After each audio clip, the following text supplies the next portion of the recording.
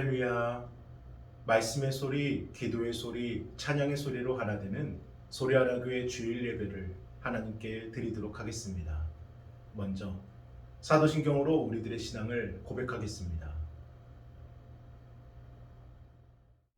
나는 전능하신 아버지 하나님 전지의 창조주를 믿습니다. 나는 그의 유일하신 아들 우리 주 예수 그리스도를 믿습니다. 그는 성령으로 잉태되어 동정녀 마리아에게서 나시고 본디오 빌라도에게 고난을 받아 십자가에 못 박혀 죽으시고 장사된 지 사흘 만에 죽은 자 가운데서 다시 살아나셨으며 하늘에 오르시어 전능하신 아버지 하나님 우편에 앉아 계시다가 거기로부터 살아있는 자와 죽은 자를 심판하러 오십니다. 나는 성령을 믿으며 거룩한 공교회와 성도의 교제와 죄를 용서받는 것과 몸의 부활과 영생을 믿습니다. 아멘. 찬송가 312장 너 하나님께 이끌려 우리 함께 찬양하겠습니다.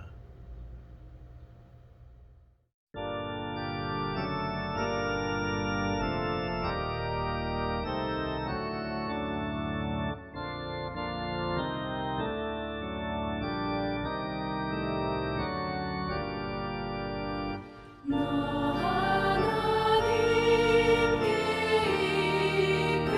이끌리어 일평생 주만 바라며 너 어려울 때 힘 주시고 언제나 지켜주시리 죽으신 사랑 믿는 자 그 반석 위에 서리라 너 설레는 맘 가다듬고 희망 중 기다리면서 은혜로우신 주의 뜻과 사랑에 만족하여라 우리를 불러주신 주 마음에서 원하신다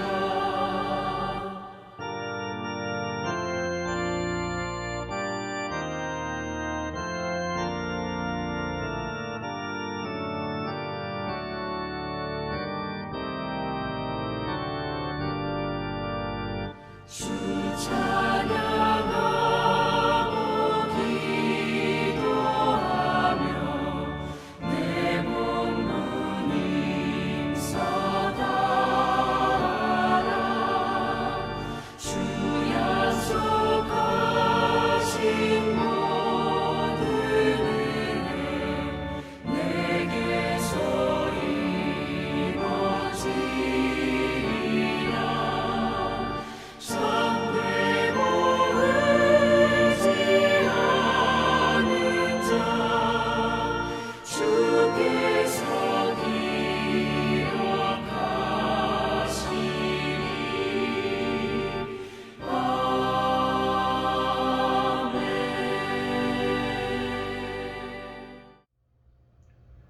오늘 함께 보실 하나님의 귀하고 복된 말씀은 에스더 4장 1절로 3절까지 말씀입니다. 우리 함께 봉독하겠습니다. 모르드게가 이 모든 일을 알고 자기의 옷을 찢고 굵은 베옷을 입고 재를 뒤집어 쓰고 성중에 나가서 대성통곡하며 대궐 문화까지 이르렀으니 굵은 베옷을 입은 자는 대궐문에 들어가지 못함이라.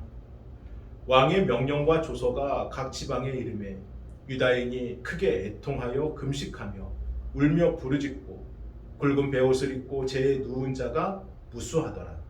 아멘.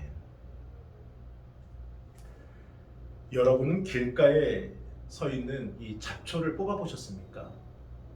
누구나 적당히 힘을 주면은 잡초는 뽑힙니다. 그러면 길가에 서 있는 나무, 가로수는 뽑아 보셨습니까?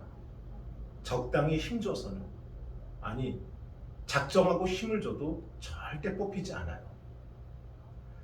그러나 태풍이 불고 심한 바람이 불면 어떠한 거목이라도 부러지거나 뽑힐 수 있어도 잡초는 그 어떤 태풍 앞에서도 결코 뽑히지 않습니다.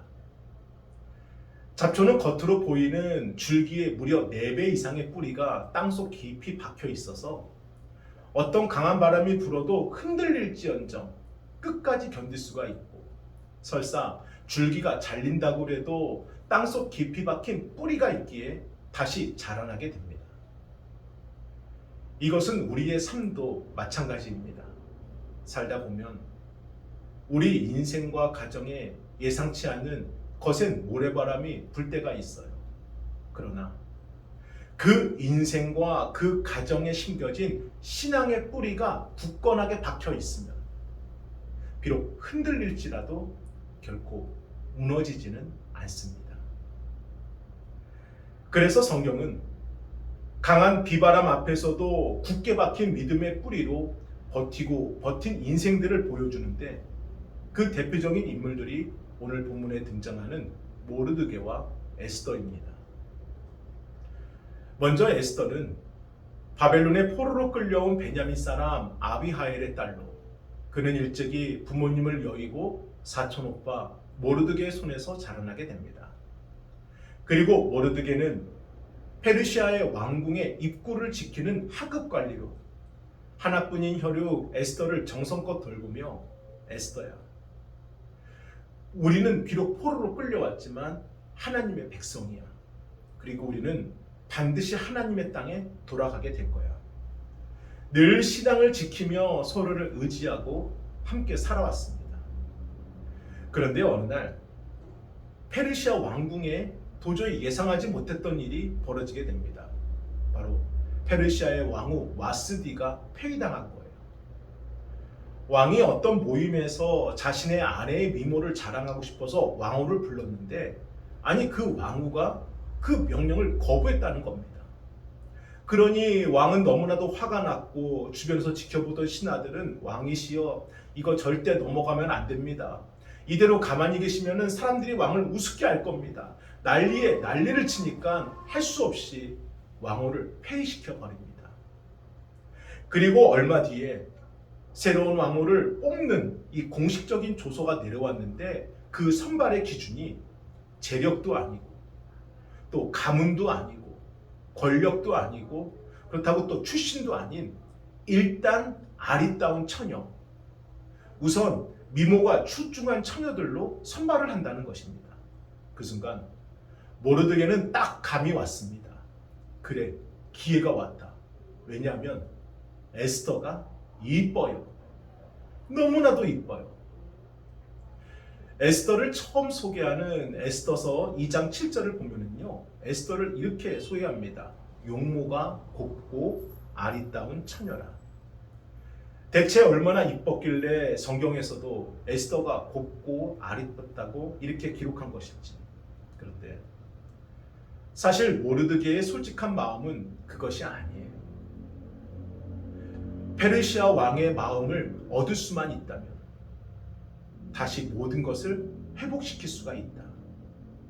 그가 바라는 회복이란 무엇입니까? 포로에서 자유함을 얻는 것이고, 그래서 다시 하나님의 땅으로 돌아가는 것이고, 그리고 그곳에서 하나님의 백성으로 다시 일어서게 되는 것. 이것이 회복이고, 모르드게는 이것을 기대했던 것입니다. 그러려면 왕후가 누가 되어야 돼요? 에스더가 되어야 되잖아요. 모르드게는 간절한 믿음과 소망을 품고 에스더를 왕후 선발에 보내게 됩니다. 하지만 세상 일이 어디 그리 생각대로 되던가요? 더욱이 당시 최강의 나라 페르시아의 왕후를 뽑는 자리입니다. 그러니 그 자리를 위해 얼마나 치열한 암투와 정치와 돈과 이 권력이 움직였겠습니까? 더욱이 페르시아 천국에 있는 가장 아름답다는 여성들만 모았으니 그 외모들은 또 얼마나 탁월했겠습니까? 아무리 에스더의 용모가 출중하다 해도 결국 출신 따지고 배경 따지고 가문과 재력을 따지면은요, 왕후의 자리는 결코 에스더의 자리가 될 수가 없습니다. 그런데 이 일을 하나님이 계획하시니, 하나님이 움직이시니, 하나님이 일하시니 아하수에로 왕의 눈을 오직 한 사람 에스더에게만 꽂히게 만드십니다. 우리 에스더서 2장 17절 말씀을 함께 읽어보겠습니다. 왕이 모든 여자보다 에스더를 더 사랑하므로 그가 모든 처녀보다 왕 앞에 더 은총을 얻은지라. 왕이 그의 머리에 관을 씌우고 와스디를 대신하여 왕으로 삼은 후에. 아멘. 포로 신분의 에스더가 왕후가 된 것은 우리가 앞서 이야기 나눈 것처럼 결코 사람의 능력도 의지도 운이 좋아서도 아닌 오직 하나님의 섭리와 은혜로밖에 설명이 되지 않는 일입니다. 그런데 이 모든 과정을 곁에서 지켜보고 있던 사촌오빠 모르드게 또한 에스더가 단지 아름다워서 왕후의 자리에 앉은 것이 아니라 이 모든 것은 하나님의 계획이고 하나님의 뜻임을 알고 자신의 어깨에 힘을 주질 않습니다. 오히려 이끄시는 하나님의 섭리를 더 두려운 마음으로 바라보게 되고 자신은 더욱더 겸손하게 자신의 일에 집중하게 됩니다. 자, 그렇게 에스더가 왕후가 되고 4년이 흘렀습니다. 그런데 이때 모르드게에게 엄청난 위기가 찾아와요. 페르시아의 새로운 총리가 임명이 됐는데 그는 하만이라는 사람으로 왕에게 거액의 뇌물을 바치고 온갖 아첨으로 왕의 신임을 얻어 총리가 된 사람입니다. 그러니 그 생각이 얼마나 저급하고 그 권세에 집착하겠습니까? 그래서 갖가지 방법으로 왕을 현혹시켜 말도 안 되는 명령을 내립니다. 페르시아의 모든 신하와 백성들은 왕에게 절하듯 하만, 새로운 총리 하만에게 절하라. 페르시아는 만인지상 총리 하만의 세상이 된 듯 했습니다. 고위 관료부터 동네 어린아이까지 하만 앞에서는 고개를 들지를 못했고 왕을 대하듯 허리를 숙여 그에게 연신 절을 해야만 했습니다. 그런데 이렇듯 온 나라가 총리 하만의 실세를 인정하고 하만 앞에서 쩔쩔매는데 오직 한 사람만이 하만에게 무릎 꿇지 않고 허리를 숙여 절하지 않습니다. 그가 바로 모르드게입니다. 그러면 왜 모르드게는 하만에게 절하지 않았을까요? 우리 에스더 3장 1절을 함께 읽어보겠습니다. 그 후에 아하수에로 왕이 아각 사람 함무다다의 아들 하만의 지위를 높이 올려 함께 있는 모든 대신 위에 두니. 아멘. 하만은 아각 사람 함무다다의 아들로서 아각이랑 아말렉 족속의 왕족을 이야기하는 것으로 아말렉이 어떤 민족입니까? 이스라엘 백성들이 출애굽했을 때 처음으로 이스라엘과 전쟁을 벌인 민족이 아말렉이었고 이스라엘 백성들이 하나님의 일을 할 때마다 가장 많이 방해했던 민족이 바로 이 아말렉이었습니다. 그러니 아말렉은 하나님을 대적하는 족속이었고 이스라엘 백성들에게는 철천지 원수와도 같은 민족이었습니다. 그러므로 모르드게에게는 하만의 권세가 아무리 하늘을 찌르듯 높다 하여도 뇌물과 아첨으로 총리에 오른 하나님을 대적하는 이 원수 하만을 그는 결코 인정할 수 없었던 것입니다. 그래서 다른 사람들 모두가 하만에게 절하고 심지어 포로로 끌려온 유다인들조차도 하만에게 절할지라도 모르드게는 끝까지 하만에게 절하지 않았던 것입니다. 그러면 이를 보고 있던 하만은 그저 가만히 지켜봤을까요? 아니지요. 수하들에게 명령합니다. 저 녀석 뒷조사 좀 해봐. 대체 얼마나 배경이 대단하길래 나를 무시하는 건지 철저히 알아봐. 그리고 모르드게가 유대인이라는 사실을 알아차게 됩니다. 그 순간 하만도 분노가 극에 달해요. 왜냐하면 하만도 알고 있었거든요. 과거에 자신의 손조들이 광야에서 이스라엘과 싸워 대패했던 사실, 또한 이스라엘 왕 사울에게 자신의 손조들이 몰살당했던 그 사실. 그래서 하만은 좋아, 잘 됐네.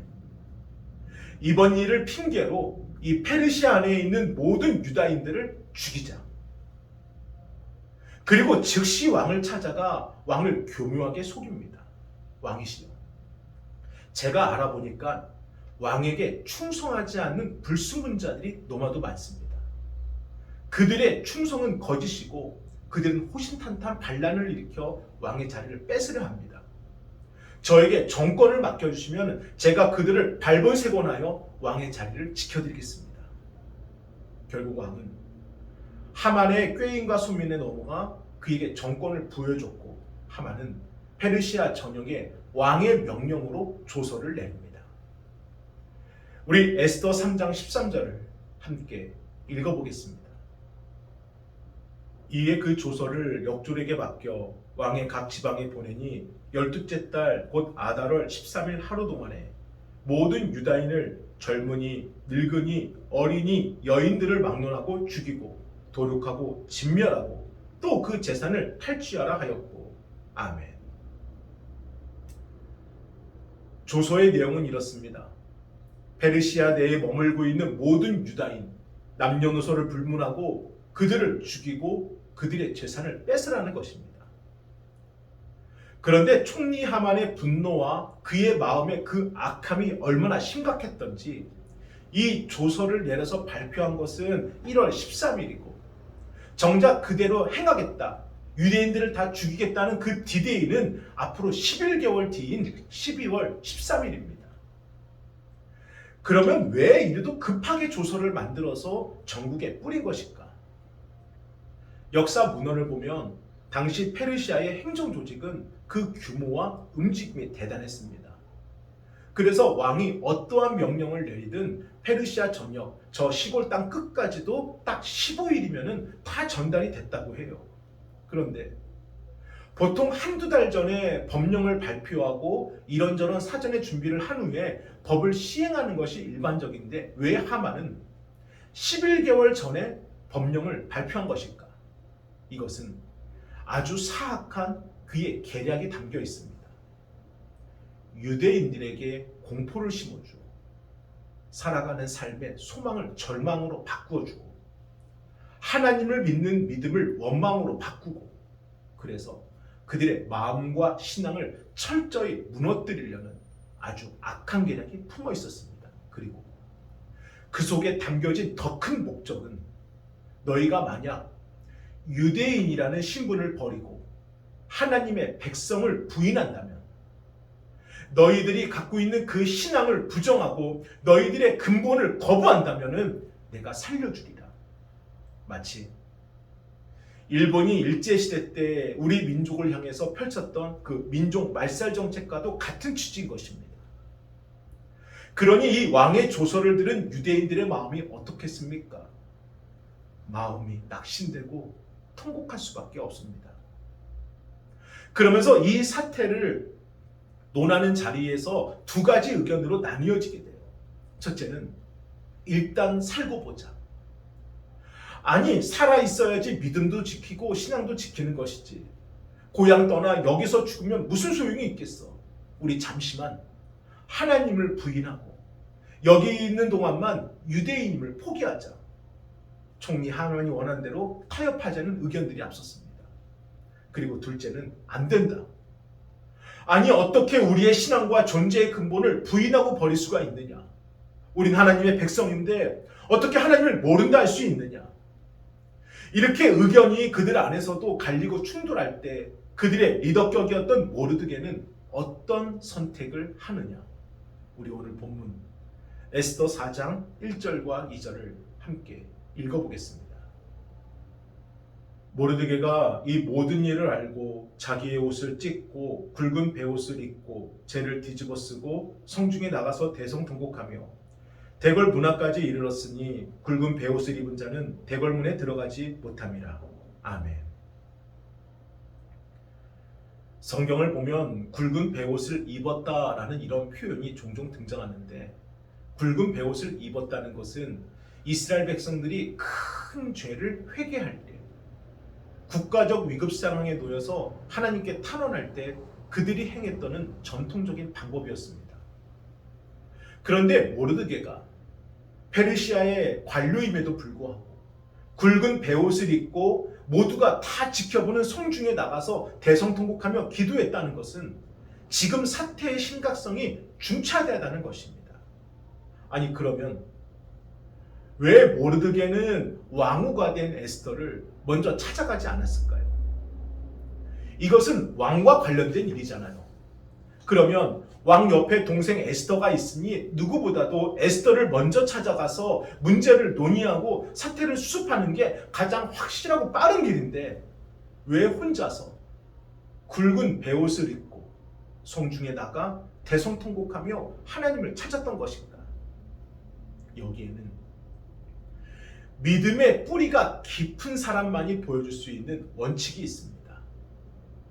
사람을 의지하지 않고 하나님을 의지하겠다. 어떠한 경우에도 세상에는 당당하고 하나님을 바라보겠다. 이것이 모르드게의 믿음이었고 믿음의 뿌리가 깊은 사람의 원칙인 것입니다. 만약 모르드게가 다급한 마음에 먼저 왕후 에스더를 찾았더라면 그는 더 이상 하나님을 의지하지도 바라보지도 않았을 것입니다. 그러나 처음부터 사람을 의지하지 않고 내가 하나님을 의지하겠다. 먼저 하나님을 바라보고 하나님의 뜻을 따르겠다 결단하였기 때문에 먼저 하나님을 찾아 엎드린 것이고 누구 앞에서도 당당하게 기도할 수 있었던 것입니다. 그러면 여러분이 보시기에는 어떻습니까? 지금 일어난 이 사건과 그 사건을 대하는 모르드게를 보시면서 어떤 마음과 생각이 드세요? 혹시 이런 생각하지 않으십니까? 너만 저랬으면 되잖아. 아니, 너 왜 개인적인 그런 마음으로 이 일을 이 지경까지 되게 만든 거야? 아니, 저라는 게 뭐가 어렵다고 세상에 총리를 상대로 자존심을 세워? 이 모든 문제는 너로 시작된 거야. 너가 문제야라고. 세상 사람 누구나 지금 일어난 사건과 모르드게의 판단을 보면은 분명 미련하다 욕할 것입니다. 그러나 하나님은 모르드게의 그 믿음의 선택을 기뻐하셨습니다. 만약 모르드게가 하만에게 절했다면 이 일을 책임지고 하만을 찾아가 유대인의 신분을 포기하고 하나님을 모른다 부정하겠다가 했다면 세상과 사람들은 잘했어. 아니, 사람이 그렇게 책임성이 있어야지, 융통성이 있어야지. 하나님 믿는 것도 살아있어야 가능한 거야. 적당히 눈치 보면서 믿는 거야. 칭찬받고 인정했을지 몰라도 하나님은 결코 기뻐하지 않으셨을 것입니다. 하나님은 모르드게와 이스라엘 백성들을 위해 일하지 않으셨을 것이고 그들을 향한 구원의 손길도 거두셨을 것입니다. 사랑하는 여러분, 지금 우리가 살아가는 이 시대도 그렇습니다. 세상은 우리에게 언제나 달콤한 말로 제안을 합니다. 적당히 해. 지혜롭게 해. 한 번 정도는 괜찮아. 아니, 그 정도면 할 만큼 한 거야. 우리 스스로 위안을 삼게 만들어주고 그럴듯한 이유를 갖게 만들어주고 그래서 세상과 하나님을 타협하게 만듭니다. 하지만 사람을 의지하지 않고 하나님을 의지하겠다. 먼저 하나님을 바라보고 하나님의 뜻을 따르겠다. 결단하여 믿음의 뿌리를 내리는 순간 하나님께만큼은 너가 진짜구나. 너의 믿음이 진짜구나. 세상은 인정하지 않아도 하나님은 인정해 주십니다. 보통 방송에서 유명해진 식당들은 사람들이 몰리면은 가격도 이렇게 올라갈 경우가 있고 맛이 변하는 경우가 있어서 종종 처음의 모습을 잃어버린 그런 안타까운 모습을 보여주기도 합니다. 지난번에 제주도에 이렇게 목회 세미나를 갔을 때 이 마지막 날은 가족들끼리 자유 투어하는 시간을 줘서 아내와 아이들과 이렇게 해안도로를 드라이브하고 있다가 제주도에 유명한 돈가스집 혹시 아십니까? 연돈이라고. 몇 년 전 백종원 씨의 그 골목 식당인가 거기에 소개됐던 집인데 너무 열심히 잘하시고 또 맛있어가지고 제주도로 옮겨서 돈가스 집을 새롭게 오픈하신 경우입니다. 사실 기대는 안 했습니다. 왜냐하면 워낙 사람들이 많으니까 뭐 이틀을 기다렸네, 3일을 기다렸네, 뭐 그러한 글들을 보니까 기대는 안 하고 그냥 갔어요. 그래도 먹으면 좋겠다라고. 근데 가니까 역시나 예약 어플로 예약을 하지 않으면 못 들어간다 하더라고요.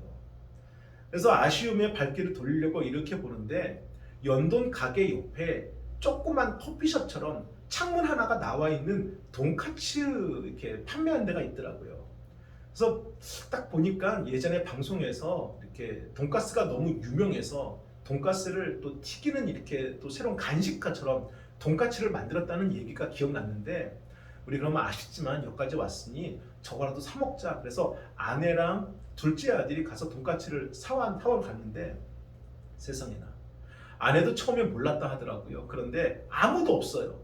그냥 조용해요. 조그만 허름한 그냥 창문만 있는 가게예요. 그런데 그 안에서 돈까츠를 직접 튀기는 분이 방송에 나왔던 그 사장님이시더라고요. 직원을 시킨 게 아니라 본인이 직접 만들어서 직접 판매하더라고요.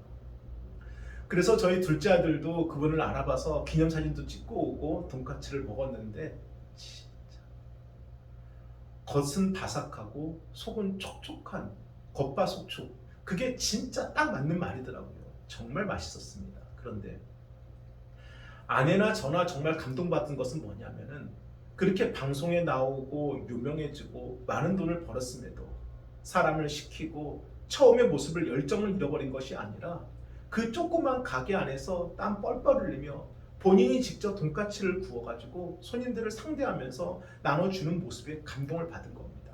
아, 방송에서 보여준 것이 전부가 아니라 저 사람 진짜 대단하다. 저 사람이 만든 돈까츠는 정말 믿을만하다. 저 사람 진짜 요리만큼은 정말로 자부심이 있구나. 그런 감동을 받았습니다.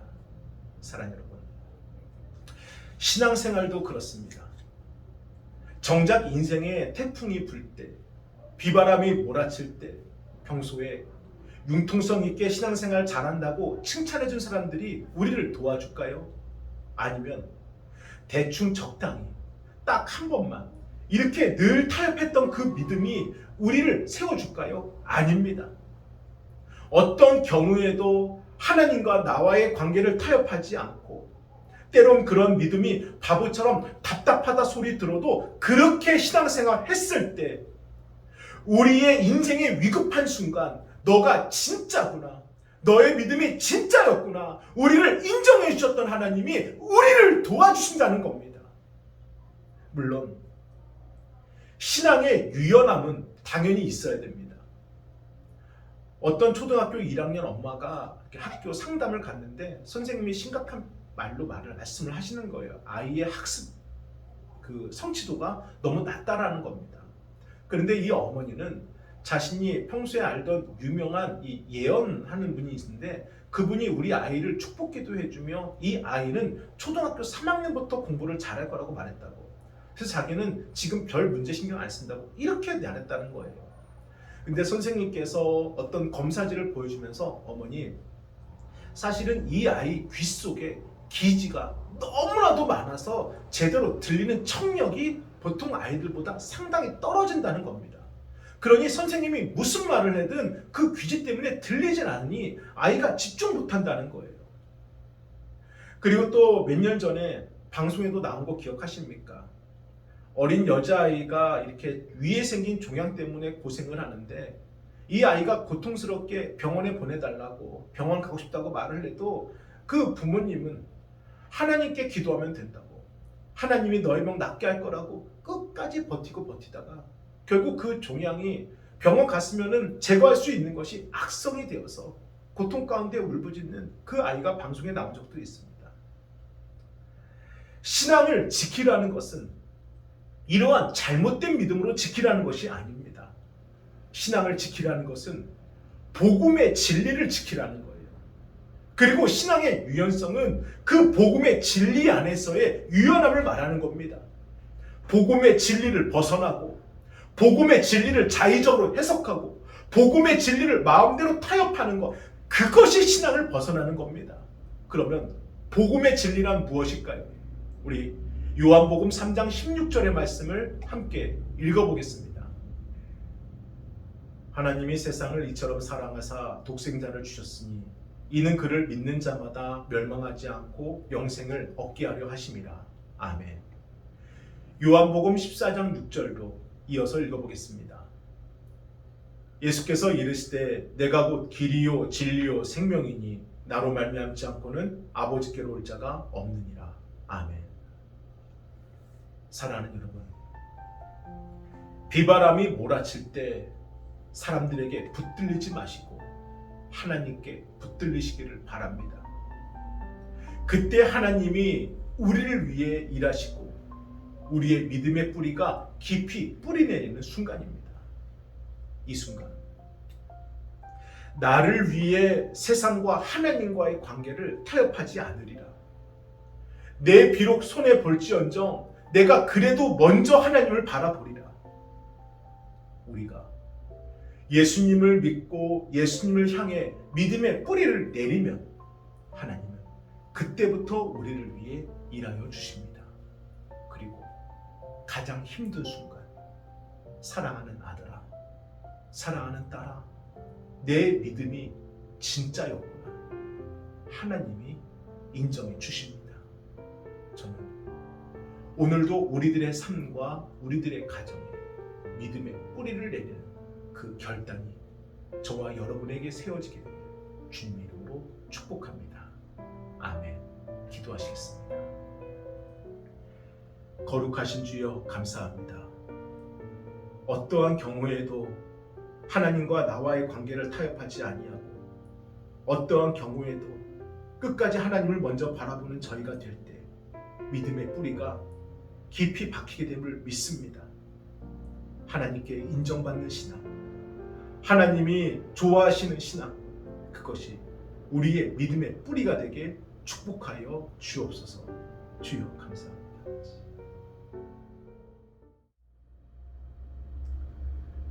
감사합니다. 정성껏 준비하신 예물을 하나님께 드리겠습니다.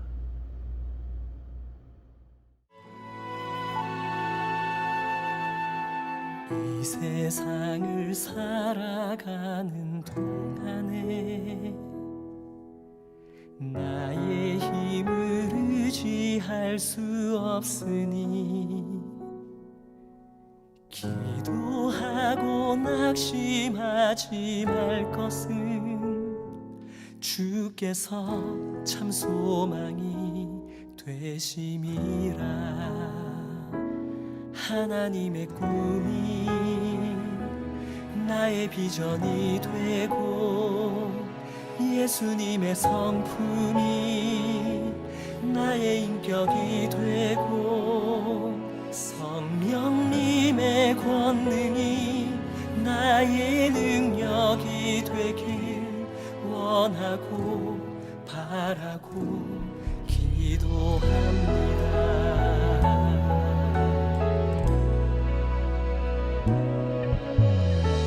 세상을 살아가는 동안에 나의 힘을 의지할 수 없으니 기도하고 낙심하지 말 것을 주께서 참 소망이 되시리라. 걸어가는 동안에 세상에 거두지할 수 없으니 감사하고 낙심하지 말 것을 주께서 참 기쁨이 되시니라. 하나님의 꿈이 나의 비전이 되고 예수님의 성품이 나의 인격이 되고 성령님의 권능이 나의 능력이 되길 원하고 바라고 기도합니다.